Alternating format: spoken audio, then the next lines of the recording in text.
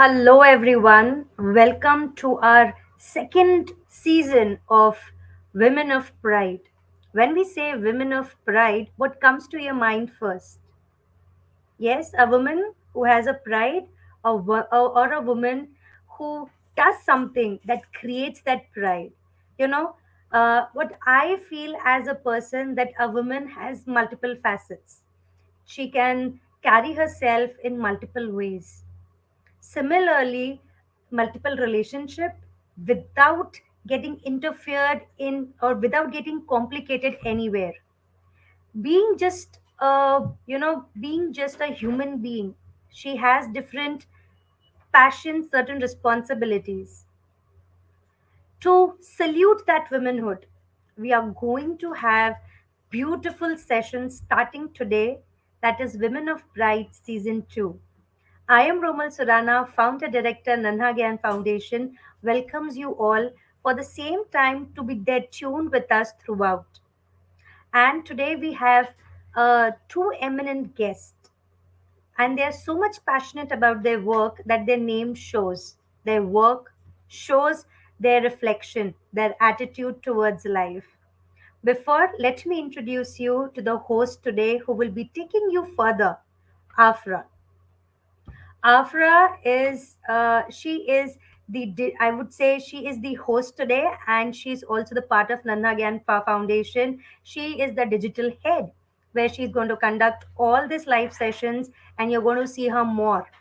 She is a student from UK University, and she has passion to do something for the society. That's the reason she's working with us. We welcome you, Afra, with us. Thank you very much. It's an absolute honor to be here to interview such accomplished women, and I can't wait to get started. Thank you for letting me do this. Thank you for the opportunity. Thank you.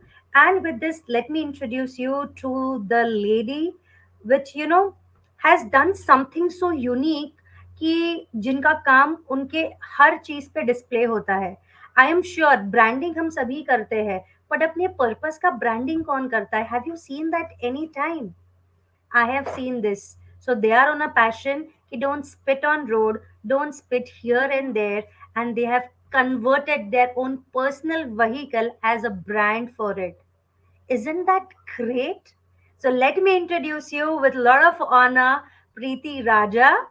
Hello, ma'am. How are you? Namaste. Hello. Namaskar and a big hello to everyone. And here Nidhi says hello to you all.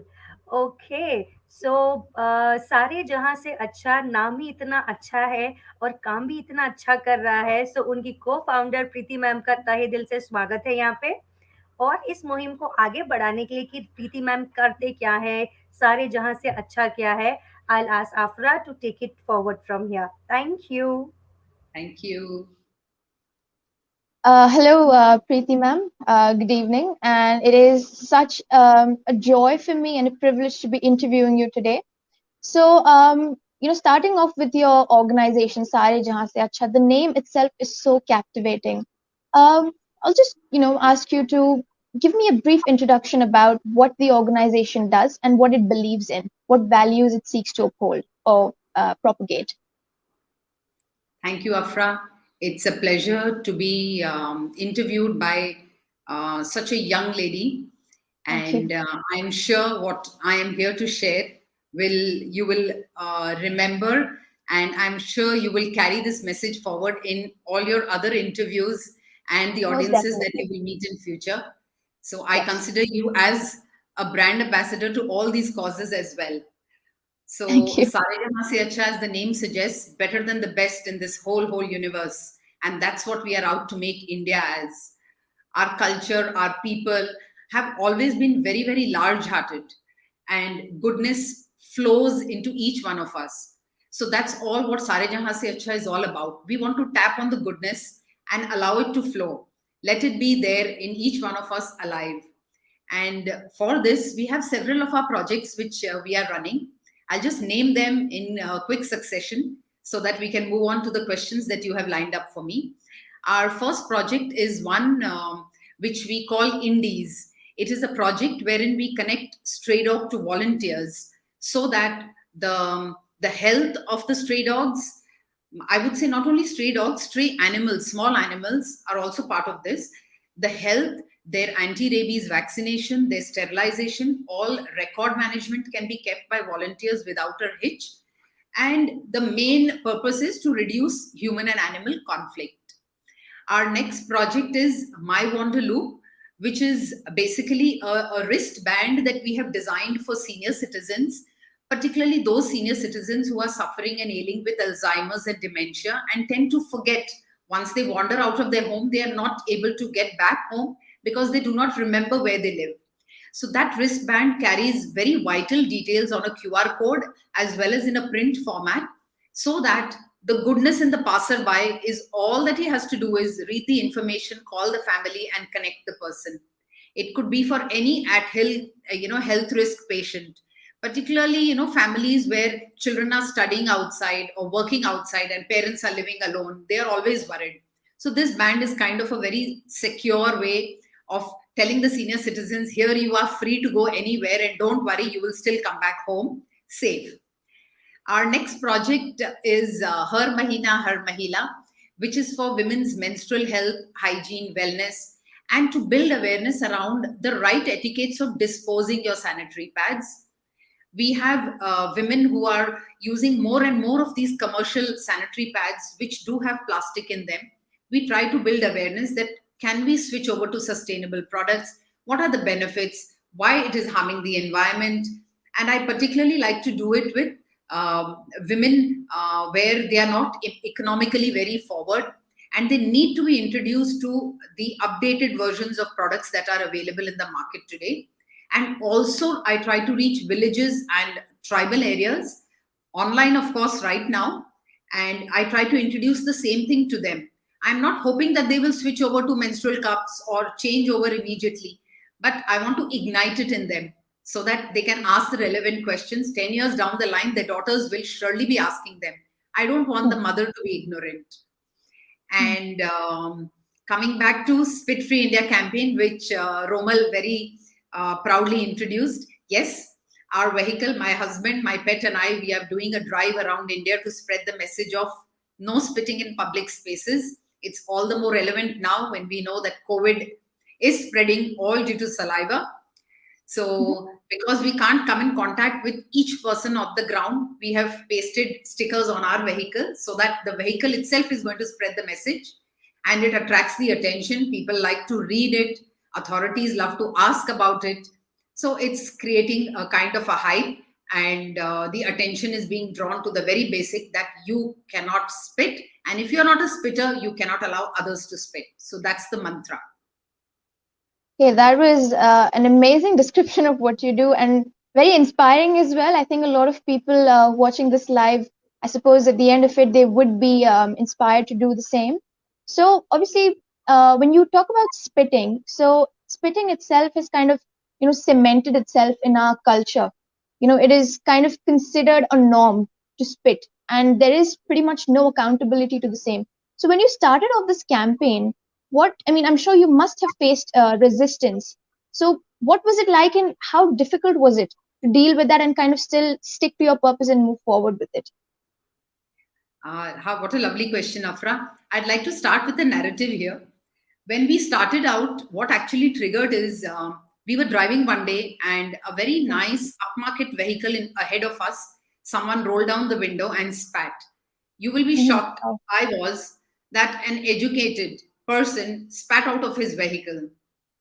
And that's when we realized when you say culture, it's just a habit. And that habit has been going on for so long that we have now started considering it as a culture.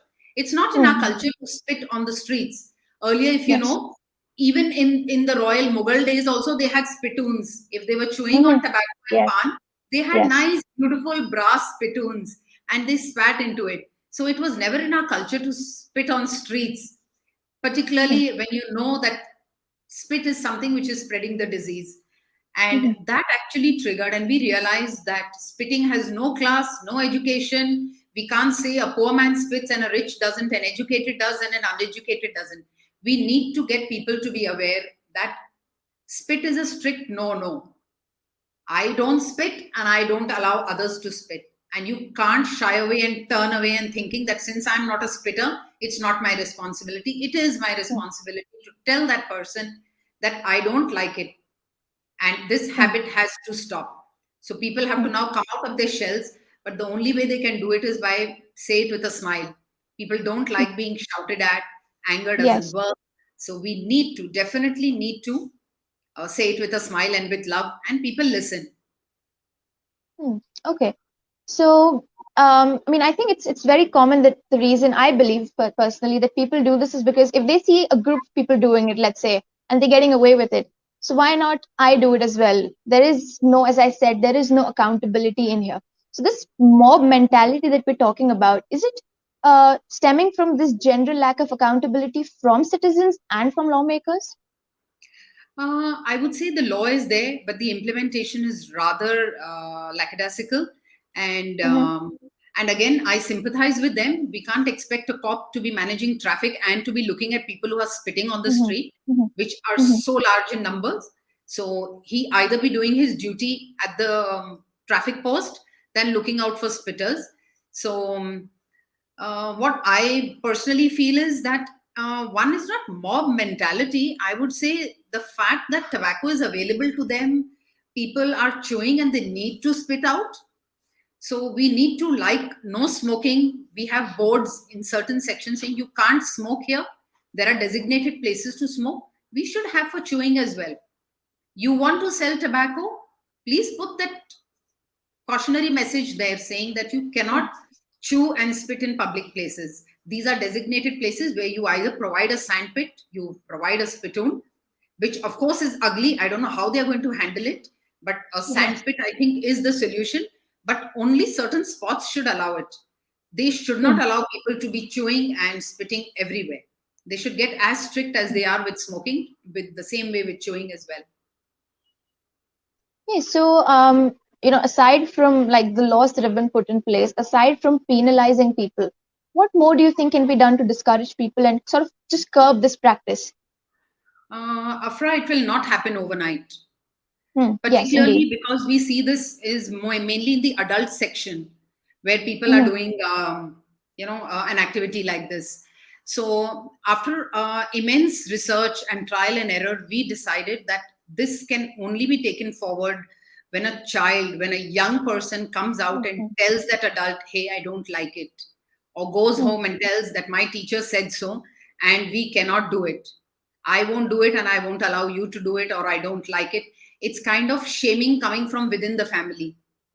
Mm-hmm. So that's Yeah. what triggered our campaigns to go into schools, into colleges, and the message being sent across by them to the public at large. So whenever we do a Nukkar Natak, or we do an oath taking ceremony, or we do a signature campaign, we do it with students. So they come out on railway stations, on bus stands, Mm-hmm. and at main crossings, and or just at the crossing outside the school where they take the campaign forward, and we tell people, and they kind of with sound of drums or loud theatric dialogues, they try to spread that message, and it makes a lot of difference. A student getting on the bus and telling his bus driver, kaka, please don't spit, it's dirtying the bus, or it spreads disease, is goes a long way in correcting that kaka than putting up a board and saying don't spit. Mm-hmm. Yeah, that's right. So, my other question is, so you saying that spitting itself is associated with a string of health problems. It could trigger diseases, or I mean, it could just spread a disease. For example, let's say COVID. So, and I know that Indians, if something comes on their health, they panic and they really start to take things seriously. So, if spitting was to be declared as a health hazard, would that in any way do something? Would it help? Do you think, in your opinion? Yes. So what we do when we do this PPT with the students, Mm-hmm. we have a slide where it says it asks them, it tickles on questions such as, do you know where India ranks in the spread of tuberculosis, Mm-hmm. and do you know how TB spreads? So you'll be surprised that many students don't know about it. So how will a man on the street know about it? Yes. So many don't know that spit can spread something like a tuberculosis, swine flu, influenza, the basic cough and cold in a play school when your child goes and the very first week comes back sneezing or coughing, Mm. which they say, oh, it's pretty normal, part of growing up. It's all because we have shared that water bottle, or there is a child who is sneezing and has come to school and has spread it to other children.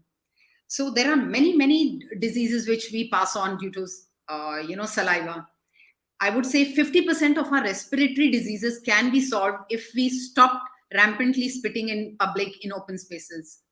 So, Mm. yes, that awareness has to increase. Schools have to tell, public offices have to put up such boards, because during COVID, also, when you go around, it says if you're not wearing a mask, you're not allowed entry. Nowhere it says don't pull that mask down and don't spit. That is what is spreading the COVID. The mask is Yes. not stopping it unless you don't stop the spitting. Yeah. So the Yeah. right messages need to go across in full Mhm. throttle. Yeah, that's right. So, I mean, it's a very wonderful initiative that you've taken, and I'm earnestly hoping that a lot of people that we eventually, as a country, denounce spitting, and in fact, our politicians as well. Because I think I'm not sure where I read this, but a politician was kind of, how do I say this, saying that spitting is normal. You know, it's something which we do on a daily basis. It's almost habit. It's normal, as you said, and so I think that itself can sort of it gives this message to people that, if a politician can say this, then perhaps, it really doesn't matter when I get to it, when I do it. So yeah, it's a very important message, and I'm so glad that, there are people like you who are actually kickstarting important initiatives like this, because we definitely need them, and perhaps it could lead to, better health outcomes with regards to certain diseases in our country. Yes, So Afra, I'm all. to Hmm, add to what you just said. So whenever we drive around, we've completed 15,000 kilometers of our drive across the country. Whenever hmm, we drive around, we try to connect with the authorities. So the municipal authority of that locality, that city or town, is who we try to rope in, so that the message doesn't go through a couple along with their pet in a car. hmm. It comes from top Yes, down. So we have the yes. seniors along with us, where they do the flag off and they give a small talk along with their employees, particularly the Safai, the Swachh Karamcharis are there, because they are the Hmm. first ones who are impacted by that spit. Yes, So we absolutely. tell them that if you see someone spitting, it's not your duty to clean somebody's spit. So please tell them Yeah. that it's not Hmm. right. So we are trying that method through authorities as well. That's very nice. I'm sure, I think it will do a lot good and now in today's times. So coming to your initiative about which you named Har Mahina Har Mahila. So what is the inspiration behind the name, and with regards to what is its relation to menstrual hygiene? How did you come up with this? So the name, of course, is very explanatory. It's her month and it's every month and it's for every woman. And if it is such an everyday thing or a every month thing, why are people shy about it? A Hmm, mother is not able to talk to her daughter openly about it. And if she has a son, she's not able to even tell her son about it. She's even shy to talk to her husband about it. Why the shyness when it is happening month on month? And hmm, it doesn't come and just pass away very smoothly. For very many women, it's a bit of a struggle. Those hmm, days, it could be a lot of cramps, it could be change in moods, it could be a body ache, there could be a lethargy, it could come with a whole lot of complications. So she has to be open about it if she's not feeling too well. And why is it that she's not feeling too well? So women should not take the health as a backseat. So the idea was, let's remove this taboo. Let's start talking openly to women. And I wanted particularly women to know that they should be able to call their body parts with the right name. If they are not shy about using the right name for their body parts, they will not be shy about explaining it to their hmm, daughters as well. A vagina has to be called a vagina. She can't say, tell her daughter, you can't talk about it. Her daughter hmm, should know that if she has a problem, she should be able to tell her mother. Her mother should hmm, be open enough to listen and rather than brush it under the carpet. So the hmm, idea was just to bring openness about it. If we are open about it, slowly things will get better. The taboo should go away. hmm, And with this purpose, we brought in menstruation, the health, the wellness, the disposal, and sustainable products. and reaching out to women in the villages, the tribal areas, everything, including till you reach menopause, whatever you feel under this, whatever you undergo at this time. We do live sessions on our Facebook page, which is Har Mahina Har Mahila, and there is a closed group called Puberty and Menstruation. We do live sessions there. We call specialists, and they answer the question of the audience directly, so women can ask without any hesitation. And every week the topic is different, including cervical cancer, breast cancer, how to talk to my son about this, and is it right for girls to go, as they are becoming teenagers, to go out with boys? Can they tell their parents that I am going to go out on a date? What are the precautions the parents should be taking? What alert mechanism they should have? Why should they encourage healthy relationships? So a whole lot of series of such talks we have on both the Facebook page and the group. That's really nice. I mean, I think these are some things which a lot of people these days need to have a look at. I can safely say that the ladies in my neighborhood definitely need to have a look at that, take a look at those things. So it's wonderful that you're doing this and conducting these live sessions. It's quite nice. But in the rural areas, typically you would see that due to the lack of facilities, girls tend to use cloths or leaves or things which are not necessarily good, to curb, for your menstrual hygiene. So, is this in any way going to affect their mental health?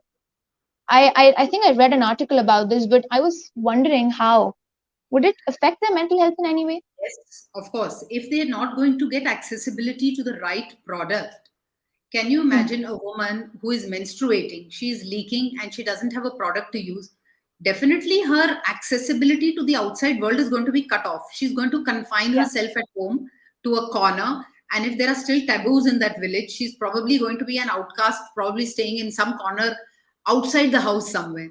So it is going to impact her mental health. Hmm. A lady who's used to working on the fields, for example, she's not going to go out to work for 5 days. She's going to be inside home. A lady who loves cooking and her soul is in her kitchen, she's not going to enter a kitchen for 5 days. A Hmm. lady who likes to be with her children, keeping that scenario of a village in mind. So those are the activities which will get impacted, and it will have an impact on her health and her mental, physical and mental health. And even for a city woman, if I were to tell you that today, Afra, you and I don't have a pad to use for 5 days, can you imagine those 5 days without a pad? Oh, it would be dreadful. Yeah. Exactly. So I can imagine those women with whatever cloth or whatever means that they are using, if that is not available to them, also what they Hmm. must be going through. So the idea is, through various NGOs in different parts of India, we try to reach the smallest town, the smallest village, and we try to introduce cloth pads to them, Hmm. so Hmm. that they should not get, one, a shocker of using a commercial pad. Mhm. Two, if they are aware of the commercial pad, how they should dispose it, because we do segregate our plastic and wet waste, our dry Hmm. waste and wet waste. They don't have a mechanism, so we need to alert them what they are supposed to do with it, and why should they not adopt that particular product, because they don't have segregation facility there. It's best that they use a cloth, and we Hmm. have very, very fantastic products in cloth as well now. Hmm. So those are the kind of introductions we like to do for them. Okay. So I think with respect to the taboos, it's not just the taboos are not just restricted to a woman not being able to do things, but also there is this sort of shame in discussing it with the male members of the family. So do you think that perhaps education and awareness in men would maybe lead to better outcomes in menstrual hygiene management in women, or or probably like improve the whole menstrual hygiene scenario? Of course, the it will definitely first help the women's health and women's mental health and Hmm. physical health. Let's keep the waste management aside. First comes the physical and the mental health. Yes, if men come to know about it, and they empathize with the condition and the situation, they will definitely, women will benefit from that. And waste management, of course, waste, once it's created in a home, it's not only a woman's responsibility. even men are part of the family. So Yes. segregation of waste, getting their children aware, educating children, again becomes the responsibility of both the man and the woman in the family. So it impacts the entire family life of the members who are living together. So it does matter, and the taboo will recede only if the men are going to be made aware, because they should not be encouraging the senior women in the family who may be encouraging the taboo. The men should be Yes. helping discouraging that. And Yes. with the patriarchal society that we are in, of course, the voice of men will matter. So if we have men who are educated enough or made aware enough, so whenever I have sessions, I make sure that men are introduced to the female organ as well, so that Mm-hmm. we they know what we are talking about, and why is it that she may go through a bit of pain, the cramps, and what the female organ looks like, because you'll be surprised, even the women don't know about it. So I try to, in my sessions, openly discuss body parts and take the prototype with me so that they can see it. Wow, that's really really. I think it's an important discussion, in today's times. So, just before I get to my last question, Miss Gayatri Bhaskar says, "Hello, ma'am. As part of your Har Mahina Har Mahila outreach, do you also handle sensitive scenarios like women or girls being made to sit away from the family during their periods?" Yes. So we try to convince, and we try to pick on the topic that period blood is not bad blood, the notion which they have in their head. What is period blood? So we start back from science. And why is it being discharged? Again, it's science. So we go back to discussing on that. And then we tell them the main benefits and the purpose that a woman has periods. Why is it that function happens in the body? So we definitely try to bring evolution by opening up more information and knowledge to the men, to the boys. And if the children are already going to school, that particular man who is uneducated in the family will be outnumbered automatically. So Yes, education that's is the right. only way out. So if the Mm, daughter, the son, and the mother is the one who says suffering, and soon the daughter will be joining puberty. So if the children and the mother would get together, it's very easy to convince the man of the family. So we need the entire family to know why it's happening, what is happening, when does it happen, and what exactly is period blood. mm. So the Okay. education is the key to the entire issue which Gayatri is talking about. Yeah. So, my last question is, as someone, who is uh, attempting to challenge certain norms like spitting and, things like menstrual hygiene, which a lot many people don't prefer to talk about. So, how would you reflect on this journey, like your challenges, how you progressed forward, the kind of people you met along the way, who kind of inspired you to take this ahead, or, when you saw the positive impact in their lives and you decided to take it forward. So, your journey so far, how would you reflect on that? It's been very, very, very interesting. We've had volunteers who have taken it a step forward. At the signal, if they have seen somebody spitting, they have stopped their two-wheelers, bikes, or cars, got out, and told that person, "You have to clean it. Otherwise, I will not allow the traffic to move." And Oh, the warden, when he gets involved as to what's the commotion about, she says, "He just spat. It has to be cleaned. Otherwise, you have to take the fine. आप fine लो, नहीं तो मैं traffic आगे नहीं जाने दूंगी. गलती जिसने की आप fine low." And of course, nobody wants to pay the fine. So she says, "I'll yeah. give you a bottle of water, clean it." So we've had people clean it. We've had students who have told their bus drivers, their supervisors on the bus, saying, "Moshi, I don't like it," or the bus driver, "We don't want you to spit." And then he says, "Sab log karte hain, why can't I spit?" And then the Yeah. children, because they have gone through the PPT with us, they say, "काका आपको मालूम है TB क्या है? आपके घर में कोई खांसता है क्या? या आपके Mm, नेबरहुड में कोई खांसता है?" इसे हाँ बहुत लोग खांसते हैं, तो बोलते हैं खांसी होने से ऐसा भी हो सकता है उनको टीबी है, और अगर थूक का एक भी ड्रॉप आप तक आएगा तो आपको या आपके परिवार को भी टीबी हो सकता है, तो आप थूकिए मत. mm, So mm, those kind of awarenesses have, brought in realization. And I've also had at a felicitation where we had gone to flag off the spit free campaign. At the end of it, the organization was giving fruit baskets as gift to many people, and they had cling wrapped it.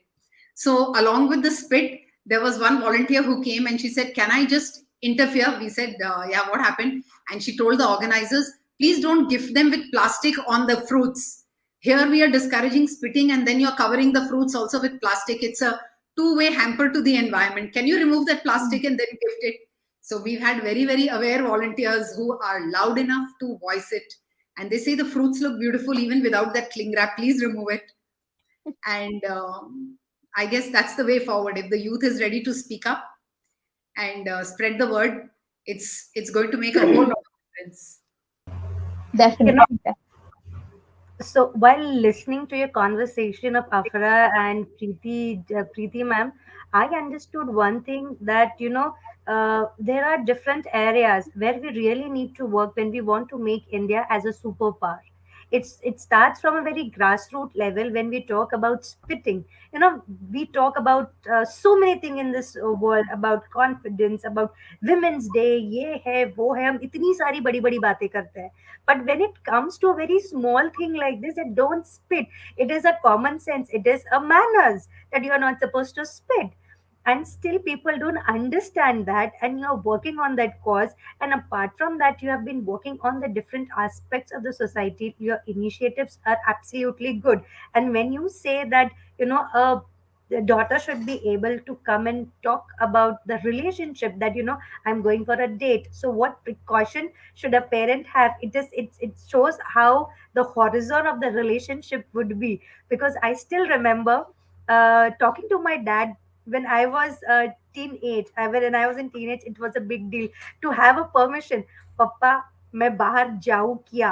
ये question पूछना भी ऐसा डर लगता था कि पूछूं या ना पूछूं, पापा क्या बोलेंगे अगर से 1 घंटा लेट हो गया. कि limit was 6 o'clock. If I am there by 7 o'clock, what I'm supposed to answer? So I have to have all backups behind my mind. अरे 6:15 हो गई, अरे 6:30 हो गई, what do I do? So the initiative that you have brought, it not just only work on the grassroots level, but also widens the horizon between the relationship.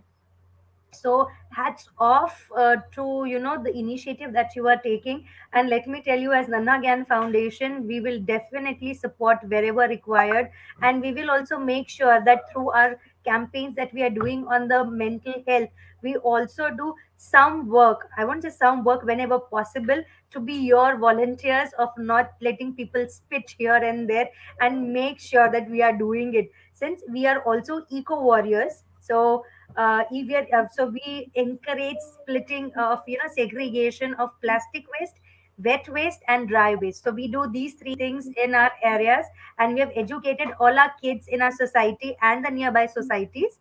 So they all help their parents to segregate, and when the van comes to pick up plastic, so kids are the volunteers. So this is what we are doing it at a level, but yes, we will also encourage this thing to happen, so that our young volunteers are ready for better India, bright India at a grassroots level. Thank you so much. I must say, Nanda Gyan is doing wonderful work. Tapping the young mind, I think, is the best route forward. Educating someone is the best way forward. So proud of you, Romal. Proud of you, Afra. Keep doing such wonderful work.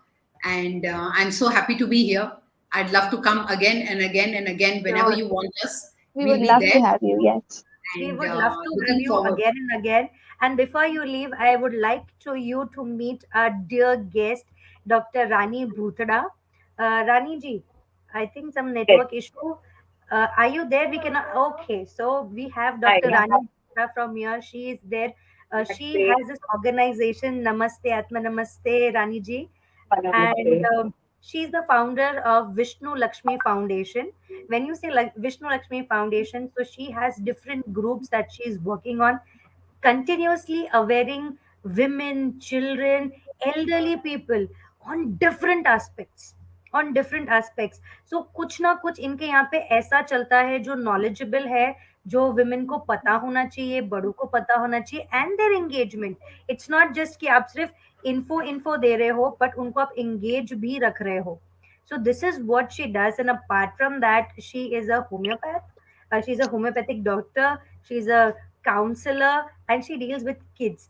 So, and to have both of you on this platform, it's like, a dream come true, where you have vibrant people coming and talking, and you are there to listen them, right? uh, we all are from different generation, but we Yes. all are together. That Thank is you, what, Roman. right? Thank That's you what for the makes. opportunity. Thank you for a very good evening to all of you ladies here. Hi, Hi, Dr. good Rani. evening. So good to see you. So this Yeah. is how the work is, and good to have you all. And I wanted you to, both of the ladies should see each other. Uh, taking it forward, I'll ask Afra to move it forward with Rani ma'am. Okay. Yeah. All So right. I can exit. Yes, Preeti ji, thank you so much for being. It's an honor to have you, and with lot of gratitude. Thank you for being here, sharing your time, giving such valuable inputs to all the viewers who are watching. Thank you Thank you, so much. Romal. Thank you, Afra. And Thank Romal, you. I want you to connect me to Dr. Rani also so that I Sure, can take it forward. absolutely. And love being here. See you guys and all the best. Thank Yes. you, Thank you thank Thank very you. much. you. Thank you. Thank you. Bye. Bye. Bye. So, Afra, you continue. I'm still here. Yes. Okay. So, good evening, Dr. Rani Bhuthara. I'm Good Afra, evening. and Very yes, good I evening. hope you're doing well. And Yes, well, absolutely. I read up about you, and there were so many things in your kitty. I was so curious to ask you about all of those things. But I hope time persists and I'm able to get everything, ask everything I want to. So I believe that you're a homeopath and also a pranic psychotherapist. But I think, Yes. in my opinion, I mean, they poles apart. I mean, homeopathy is concerned with medicines and psychotherapy is more verbal. Yeah.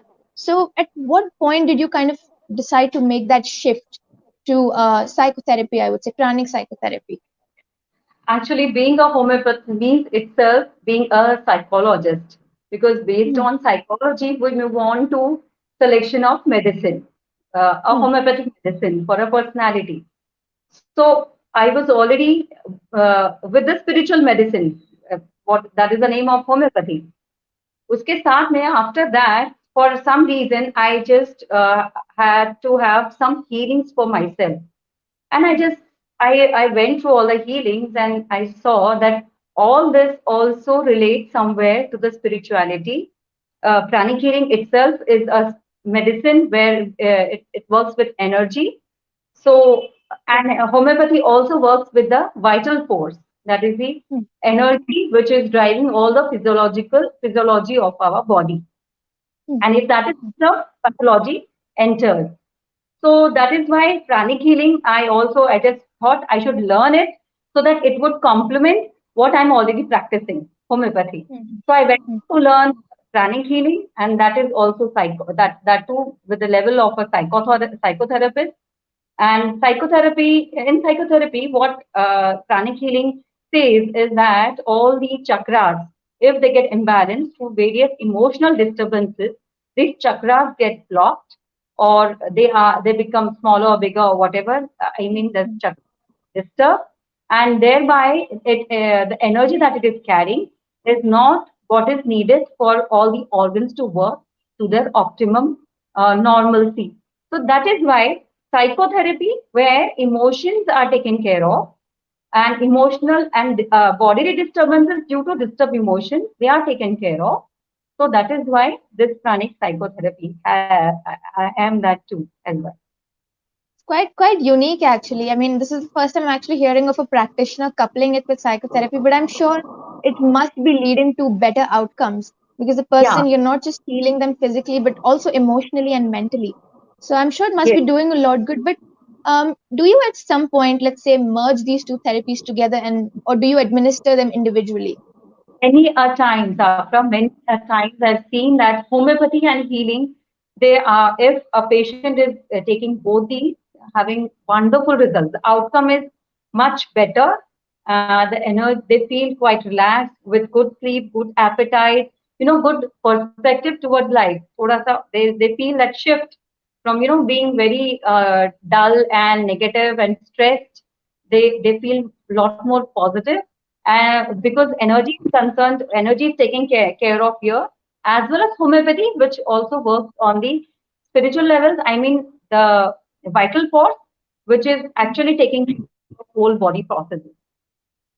That's wonderful. So wait, coming to spiritual, I think you also inculcate a sort of spiritual quotient in children. Yeah. Yes, So yes. has it brought in any behavioral changes as such in children? And what is the importance? Let's say, let's first see. I first want to know what is the importance of that spiritual quotient.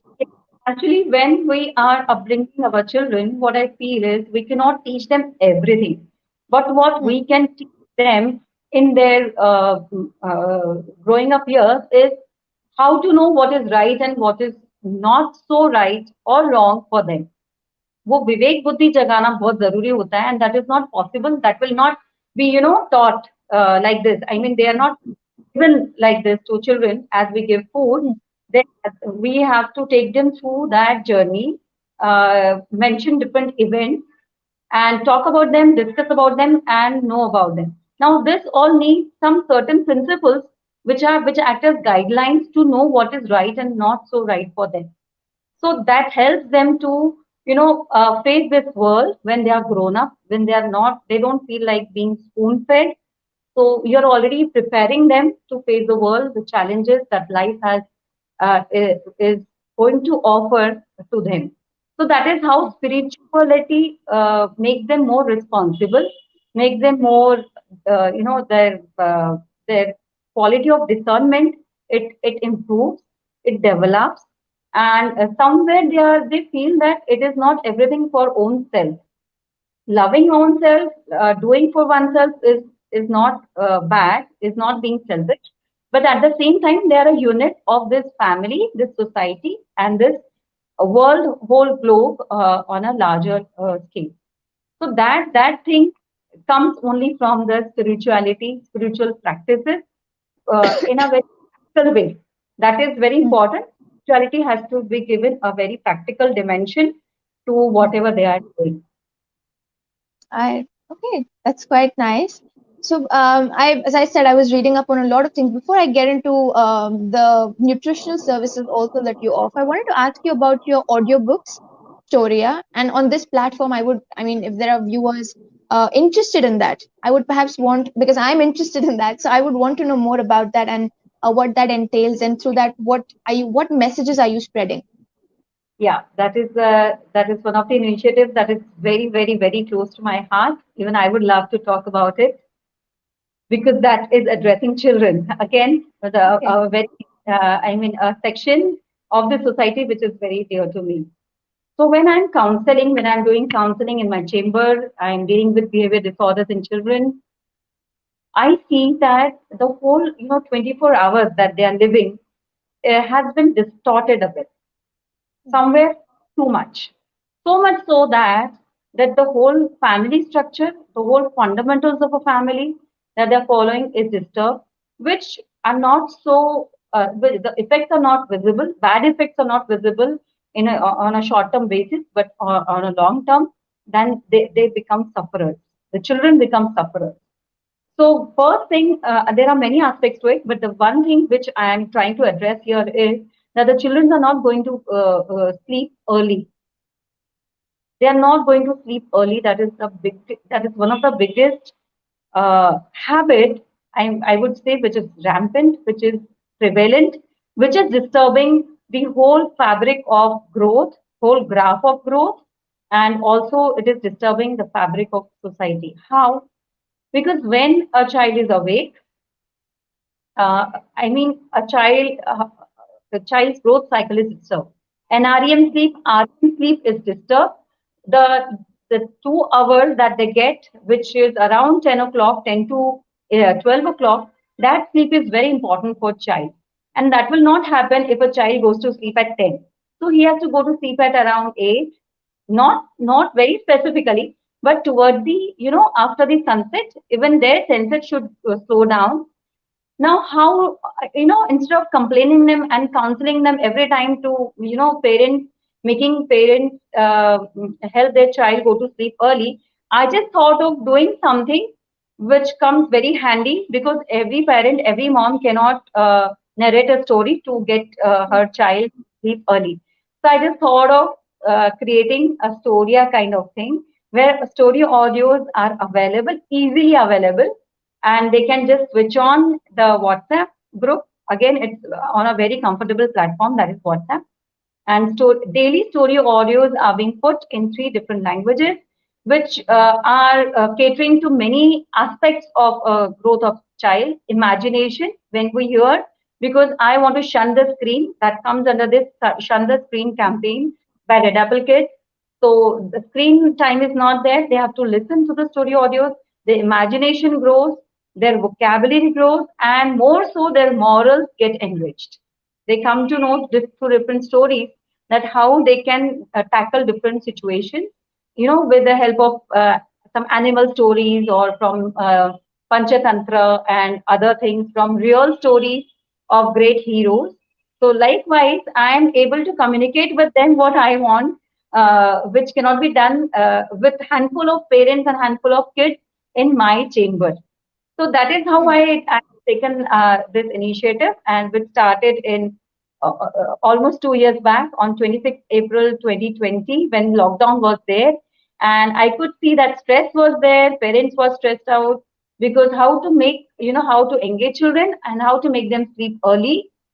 And even parents should have their we time if children, I mean, children are with them and they are going to sleep early. So many things are taken care of with the Storia. I have a beautiful team of kids, by the kids, for the kids, and they narrate a story. They pick up a story. We have regular meetings. Initially, they underwent all the grooming, and now they are there in place. I think this is such a lovely initiative because, as a comment has come up, Ms. Gayatri Bhaskar says it's a wonderful thing. It's a blessing actually for parents who are tired and for children, curious kids who won't fall asleep. It's really nice, and I think I might as well subscribe to that because I have a similar case at home with regards to my siblings. So, And yeah. even some medals are put up, some GK is put up, and there are many competitions which have been taken up till now. All the prizes are sponsored by Vishnu Lakshmi Foundation, and nothing registration fees is there. Even no charges are there on the part of parents when they are subscribing, because we don't want to tax parents for such a simple basic thing of stories, getting stories for their kids. That is what me and my husband, Advocate Shraddhanan Bhutada, we both strongly felt this, and we started with Storia. That is lovely. I mean, thanks to you, thanks to this initiative, I think a lot of parents may be, getting their good night's sleep, and children perhaps will also grow, as you said, with those much needed hours of sleep. So, I think just a little detour I'll take to your back to your pranic healing. So, Hanji. obviously, you're dealing with children, as you said, who have certain disorders, and healing in many ways helps them. So, what children are you talking about? Is in what age group of children are you talking about? Can kids as young as 5 or 6 years old, or perhaps 11 or 12, or teenagers? Are you dealing with those kinds of children, or and what sorts of disorders exactly are you looking into? And what are the outcomes of pranic healing? Just out of curiosity. Pranic healing, I'm using it as complementary to my homeopathic treatment that I give to my patients. Here I have a team, and here the kids with disorders such as hyperactivity, aggression, autism, ADHD, learning disabilities, just हम बोलते हैं, mental retardation, and many things. I mean, I don't want to, take specific names, but whatever is there which is not fitting into a normalcy. Well, all children have their unique characters, unique, set of characters. But when it becomes, it comes in the way of their growth, physical growth, of their emotional growth. They should not have any, disconnect with the society, disconnect with the family. There, the role of homeopathy and pranic healing sets in. So homeopathy with healing, usually that is what the protocol I'm following. And as young as a 0-day child, to 15 years, 17 years, 18 years, these kind of, yeah, this is the age group that we are dealing with. Kids, it can be anything, moodiness, not mingling with the society, uh, any kind of things which, mental aberrations that we call, all these sorts of issues are taken care of wonderfully with homeopathy and healing together. That sounds lovely. Yes. And I'm sure, it must be very effective in children because I'm sure children, who have, as you said, hyperactivity and aggression, they are so hard to manage. And, this may be a very calming influence on them. So, Ms. Gayatri Bhaskar again says, can you please suggest any tips that parents could use to calm their children down to sleep and settle down, apart from Storia? See, what here always we have to remember that we have to go with the laws of nature, with the fundamentals of nature. As the sun sets in, you know, as there is a sunset, we should uh, bring down our senses. All those which are taking our traction. I mean, there should not be much distraction in our home. Even don't take children outside after late evening. That is one very important thing nowadays, because this is a fallout of modern lifestyle, that anytime, whenever it suits the elders, kids are taken out. So that should not happen. We have to go according to their routine, their children's needs. We have to plan our programs, so not too many distractions after sunset. That is first one. So what you have to do is, one by one, just dim the lights at home, so that they are not, they should not feel that it is still a day, and they have to be awake and alert and really active. That is the first thing. Second, that stories that they can themselves talk of about their childhood, about their grandparents' childhood, or any other story. It should not relate and teach. Every story should not be to teach a child. They automatically draw what they want to. They are very good learners. You have to just mention any event that has happened and what you're feeling about it, and then you can simply ask your child how he's feeling about it. So you have to engage them in talk, get them get over with their daily chores, that is their studies and all. The prompt they are, it will be easier for them to relax after, say, 7 o'clock, have their dinner, have a family time, and go to sleep at a particular place. So don't talk to them on a sofa or in front of the TV or at dining table. Get them to their bedroom. Have put on some good fragrance daily, and put on some music. You can put on the music an hour or so before its actual time to get to sleep. So that is how you are, soothing their senses. You're not stimulating their senses. You have to soothe their senses. That is what has to be done. So music, to see, to hear, to talk, everything has to be very smoothing. And jo dinner hai, that dinner should be very, not very spicy. That will, keep them uh, kind of uneasy or restless. Hmm, High spicy, salty, sugary food will keep them more active towards night. hmm, So even you need to avoid that. Keep simple hmm. food in the evening.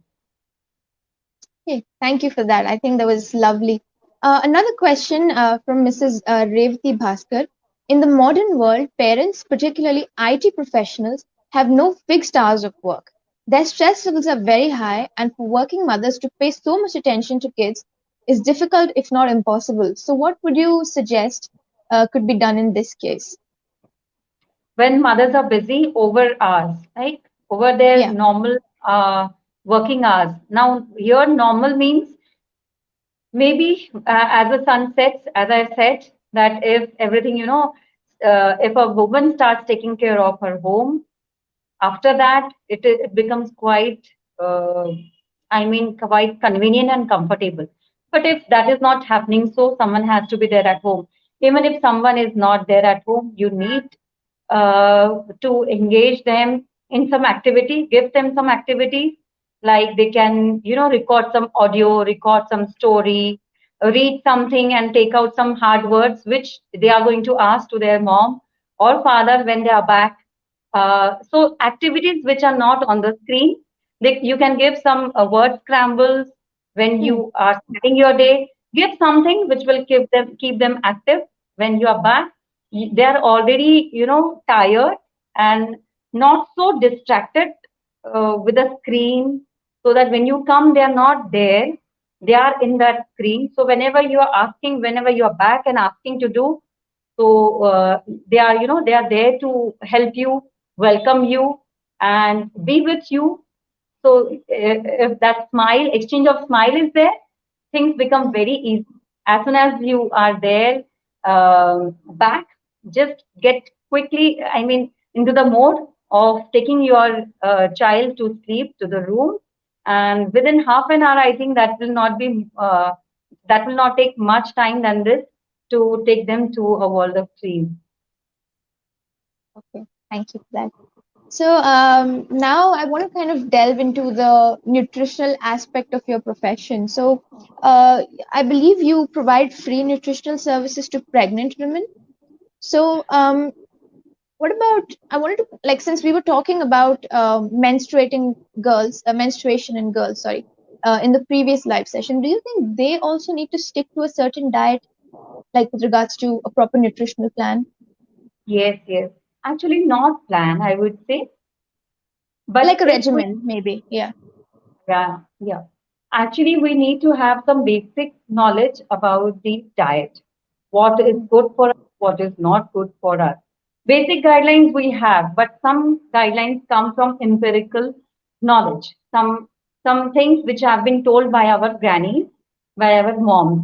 So because they work, they really work, and they have some really good scientific basis. There was one instance that had happened when I was not nutritionist, when I just got my first baby, I was mm, given a omam ajwain ka halwa, जिसे हम बोलते हैं. So I okay. was given, but I had prepared my mind that whatever will be given to me, I will take that. So I just took that, and when I was a nutritionist some years after that, I found that omam, that is ajwain, has the highest calcium content, 1500 grams, micrograms. So Mm, in 100, so this is huge. So, this way we come to know that we have to let knowledge come to us from our in-laws, I mean, mother-in-law, our mom, grannies, everyone, and from some sessions, from some books. Good books are there, so that you really come to know what is good for you, and then you can switch on to some regimen. Maybe you add one good thing to your diet. Let's say if I see that you add ajwain to your diet, so because lots of calcium is there, so maybe not every day, but sometimes you will have that. So you can stick all those. You stick that list on your refrigerator, and just try to, when planning your menu, or even if you are sometimes randomly planning, cooking something, you will pick up something from that list which is good for you. So that is how you can take care of your diet needs with a minimum basic knowledge that you are having, which you have drawn from different sources. And okay, you can so also of my YouTube links, which are there when it regards to pregnant women. Aao Gade Sanskarvan Piri, which is a campaign being run by Akhil Vishwa Gayatri Parivar, is having is continuously running this program. Enlightening sessions are there, and there I happen to address on a national level to all the pregnant women. So that link is also available, where I have told everything, all the details, what a pregnant woman should know about the diet during pregnancy. that's really nice. I'm sure a lot of the viewers, they may be knowing ladies who would need this. So thank you for mentioning that. But also, I want to ask, as a nutritionist, I mean, obviously you are well versed with, all ingredients and food types and what must be taken, what must not be taken with regards to health conditions or pregnancy or many things. But do you, as a nutritionist, vouch for the gharelu nuskhas that the ladies in our house come up with? Very much, very much. Hmm. Because these are the things which will take care of the small things. You Hmm. know, for example, if you happen to go out for a dinner, immediately after you can have salt ka powder, nimbu, and some Himalayan salt. that will take care of whatever, rich food that you have had, because these things will aid in proper digestion.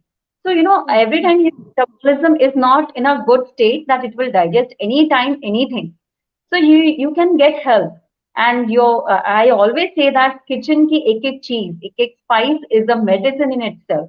Kitchen Mhm. is, and you are your own doctor, because ye Yeah. sari cheez, follow these home remedies, you come to know by direct experience that yes, it is working for me, because every individual is different. Some might have acidity, some might have flatulence, some might Mhm. have loose motions after they have rich food, some might have constipation after they have rich food. So what works for oneself is, it will come when you are experimenting with home remedies. And one thing which is very beautiful about this is that it will not harm you. At least if it doesn't, it will not bring you some great relief. It will not harm you because you're already consuming all those things on a daily Hmm. basis. Hmm. Okay. Okay. I was actually going to ask you a question about, what if, let's say, would you need to kind of consult someone before doing these things? But as you said, it would not really cause any damage or harm to your body. So I think that really clears that up.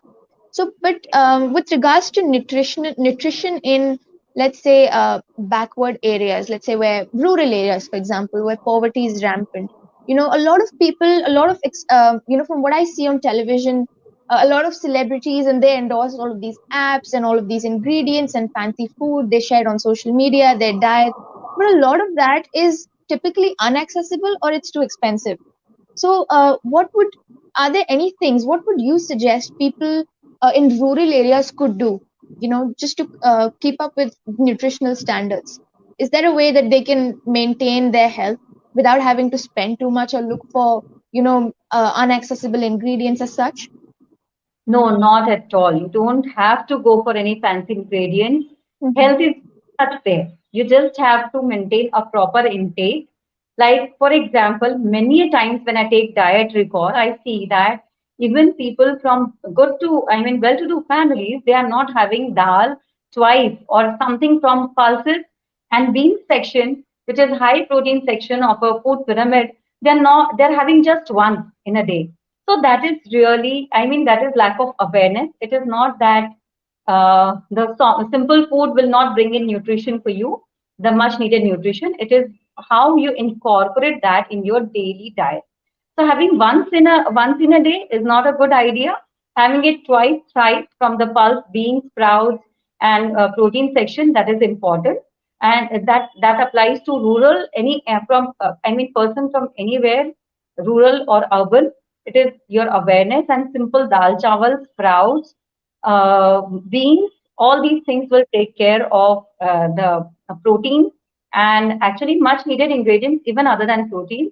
For example, oil seeds. Now, oil seeds are available in rural areas. Javas, ये सब चीजें used to come at very very minimal cost, and अरीव के बीज जो बोलते हैं ahleave and all.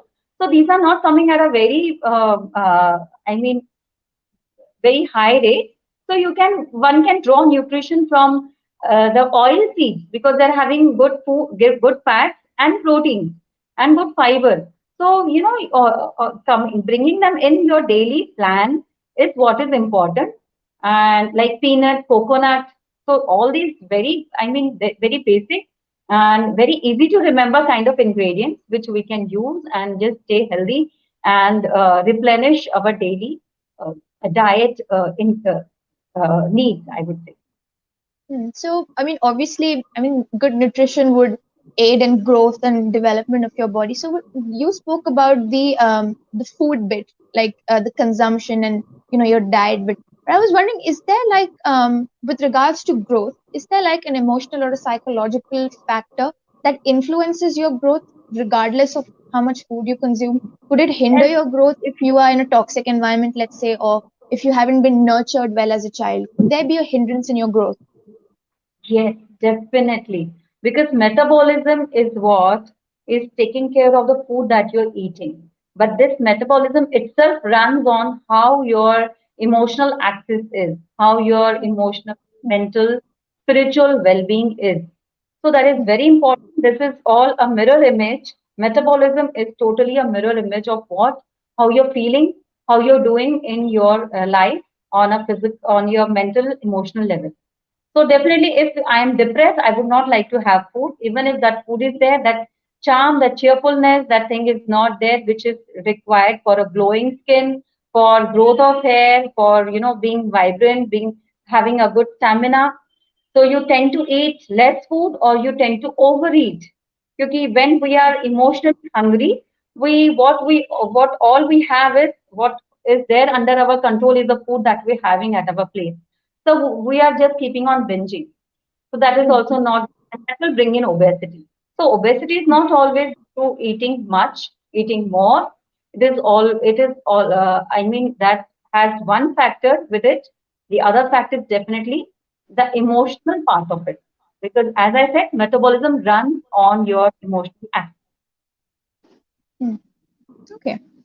So, just wanted to ask another question with regards to nutrition, which I may have pregnant women.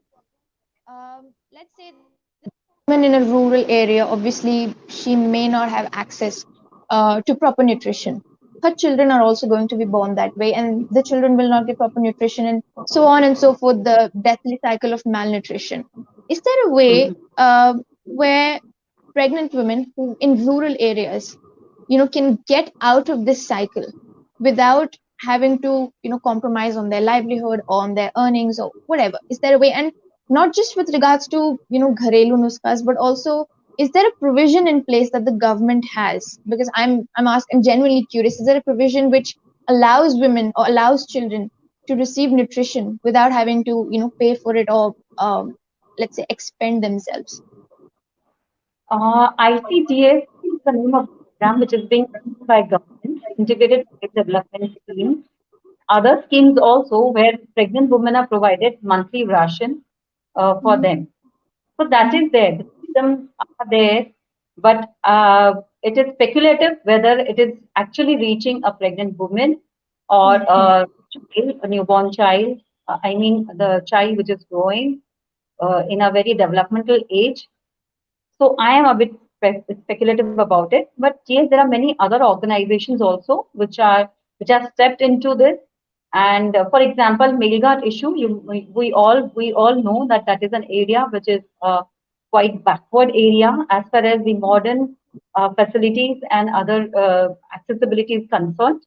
So yes, other organizations are doing some much in this area, but yes, much is still needed to be done, and they should be made aware of about the kitchen garden, that whatever handful of Yes. even some feet of land that they are having, they can grow something for themselves. They can I mean, they can be provided saplings or seeds and how to take care, and they can reap their own food, even if they are not, because they want to sell whatever they are whatever crop they are growing in their field.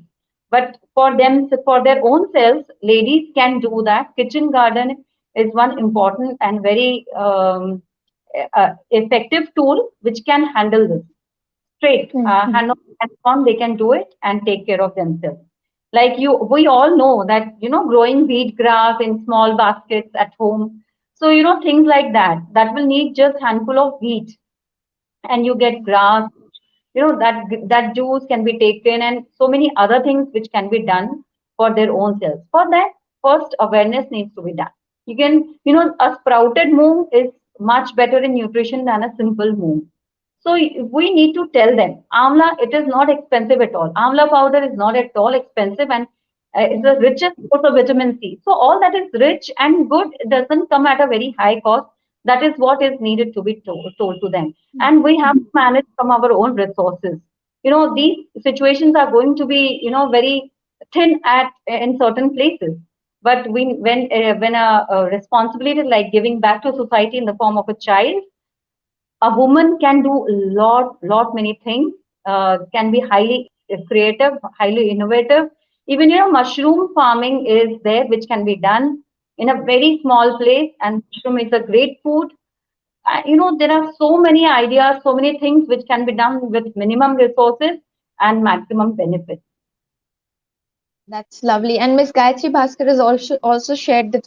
In her home state of Karnataka, the government issues a sort of card, and the food, the ration, the medicines, and all are delivered to the doorsteps of the ladies who need it. And Angari workers, sorry, they follow up all the way till delivery and even Yes. vaccinations. And she also posed a question that should we only stick to our Indian cuisine, or is it good if we, is it nice, is it acceptable if we kind of introduce foreign cuisines, ingredients, vegetables? Is it too much of a hassle, or could it be good for once?